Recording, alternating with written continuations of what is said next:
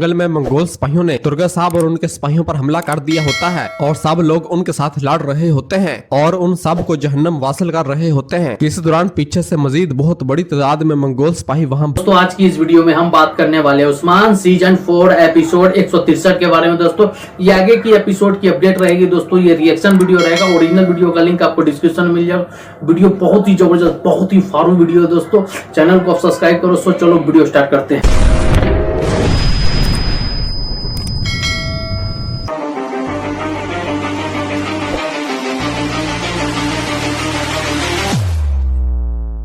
जंगल में मंगोल सिपाहियों ने तुर्गा साहब और उनके सिपाहियों पर हमला कर दिया होता है।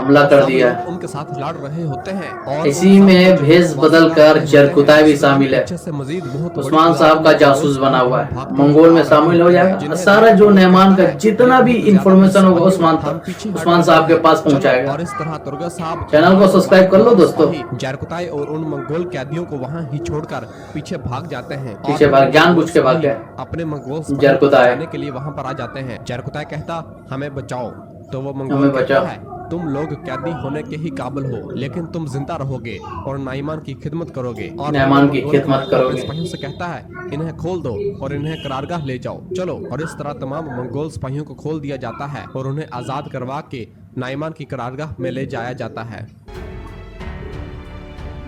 और फिर दूसरी जानब बोर्सा में जब उस्मान साहब टेकफुर वालेंस के पास होते हैं तो वालेंस कहता है तुम वो चरवाहे हो जिसके पास सिपाहियों की बजाय भेड़ के बच्चे हैं और तुम भेड़ के बच्चे, अरे शेर के बच्चे हैं। बड़ी जंग की बात करते हो, तुम्हारे ख्याल में तुम कौन हो उस्मान? ये सुनकर उस्मान साहब जवाब अजीम सरदार जो नहीं देख सकते, उस्मानी सल्तनत हूँ वो जानता हूँ उस्मान है वे। गजन खान तातारी रियासत के साथ बातचीत कर रहा है और रियासतें बागियों पर कभी रहम नहीं करती। अगर आप किसी बागी के साथ काम करते हैं तो आप नाइमान बागी है जाएंगे। मैं सिर्फ आपको खबरदार कर रहा हूँ, नाइमान का साथ ना दें, इसे रोकें। ये सुनकर कहता है या बाजंतीनी फौज नाइमान के साथ इत्तेहाद करेगी और गजन खान और तुम्हें खत्म कर देगी, तुम्हें खत्म कर देगी, इन तमाम जमीनों पर हुकूमत करेगी। ये सुनकर उस्मान साहब जवाबन कहते हैं नाइमान की मोहर हम सबको खत्म कर देगी और हम सबको खत्म कर देगी। सिपाही कमरे के अंदर दाखिल होता है और आकर कहता है तकफूर हजरत, कमांडर नाइमान का एलची आया है। यह सुनकर तकफूर कहता उसे अंदर भेजो। और फिर नाइमान का एलची कमरे के अंदर दाखिल होता है और उस्मान साहब के पास से गुजरता हुआ आगे आ जाता है।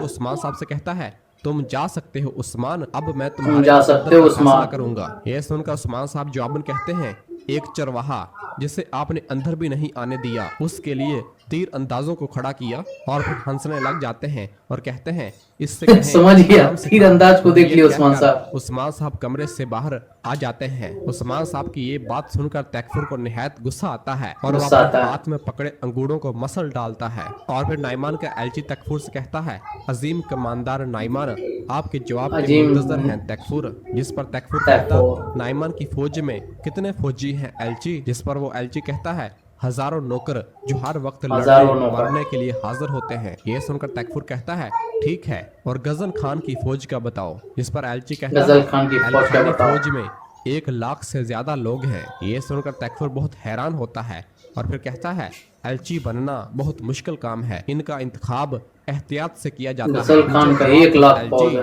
नाइमान के पास जो मोहर है वो एल खानी फौज और तातारी फौज के इकट्ठा होने पर इनके खिलाफ काफी होगी। ये सुनकर एलची कहता मैं यहाँ जवाब लेने आया हूँ, जवाब देने के लिए नहीं। ये सुनते ही तकफूर के तीर अंदाज अपना निशाना एलची पर बांध लेते हैं और तकफूर उस एलची से कहता है तुमने अपना जवाब दे दिया एलची, और अपना खंजर उस एलची को दे मारता है और तकफूर के तीर अंदाज भी अपने तीर मंगोल तीनों को खत्म कर दिया है और वो सब एक ही वक्त एक ही लम्हे मौत के घाट उतर जाते हैं। और फिर तकफूर कहता है और ये मेरा जवाब है। ये सब देखकर तकफूर का खास आदमी पूछता क्या हमने सही फैसला किया तकफूर हजरत? तो तकफूर कहता है कटे हुए सर उलझे हुए सरों से बेहतर होते हैं। मैं उस तबाह करने के लिए गजन खान के खिलाफ नहीं खड़ा हूँगा, वक्त आने पर मैं ही इस जंग को खत्म करूँगा।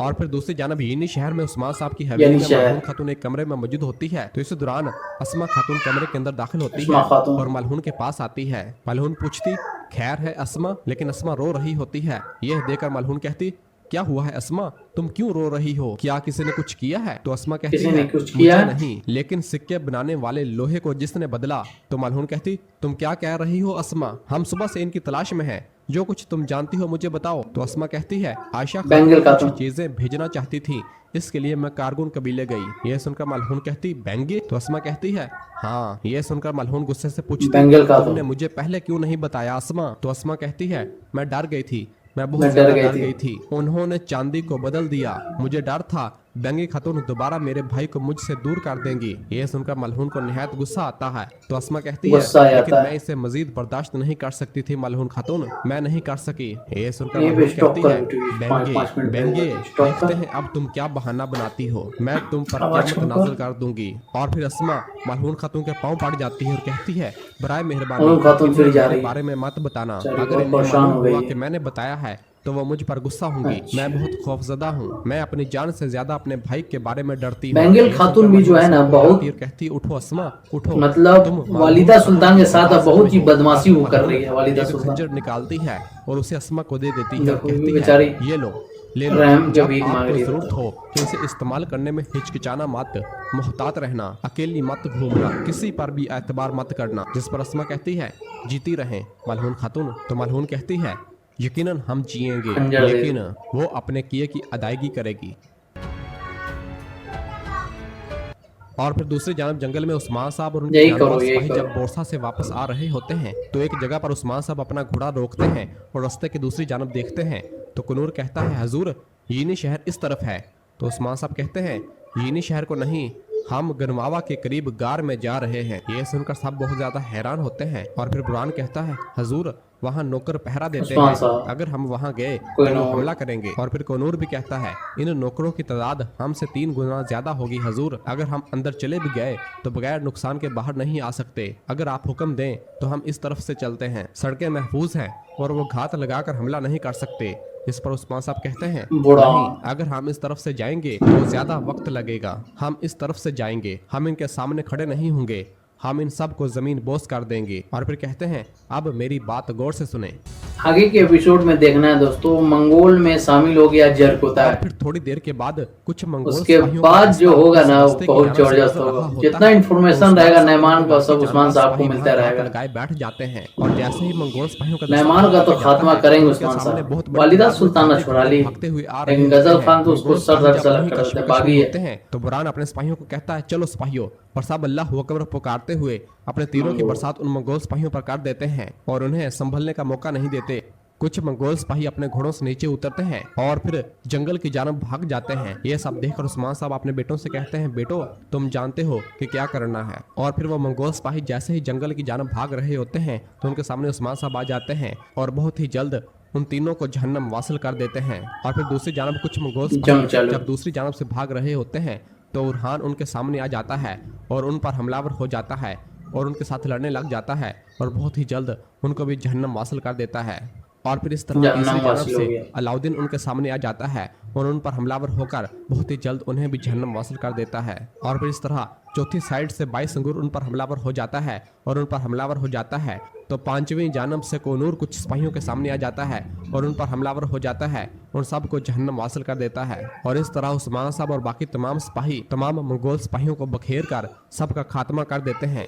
और फिर उस्मान साहब कहते हैं जब एक तक एक तुम करके सब मार सब नहीं जाते उस्मान साहब का मैं सिपाही एक का तुम मंगोल सब सिपाही को मैं जहन्नम वासिल कर रहा है करूंगा। सब। और फिर उस्मान साहब और बाकी तमाम सिपाही अपने अपने घोड़ों के पास आते हैं तो उस्मान साहब कहते हैं सुल्तान मसूद को इंतजार ना करवाएं, चलो हम उनके पास जा रहे हैं, घोड़े लेकर आओ। और सब सुल्तान मसूद को लेने के लिए रवाना हो जाते हैं। दोस्तों यहीं पे 163 एपिसोड खत्म होता है। दोस्तों इस वीडियो को ओरिजिनल लिंक आपको डिस्क्रिप्शन में मिल जाएगा। दोस्तों आगे की जो भी एपिसोड की अपडेट रहेगी मेरे चैनल पे मिल जाएगी। आप चैनल को सब्सक्राइब करें, लाइक करें, शेयर करें, कमेंट में बताएं आपको वीडियो कैसा लगा। दोस्तों फिर मिलते हैं नेक्स्ट एपिसोड के साथ, आगे के एपिसोड की अपडेट के साथ। दोस्तों आज के लिए दोस्तों बस इतना ही। अल्लाह हाफिज।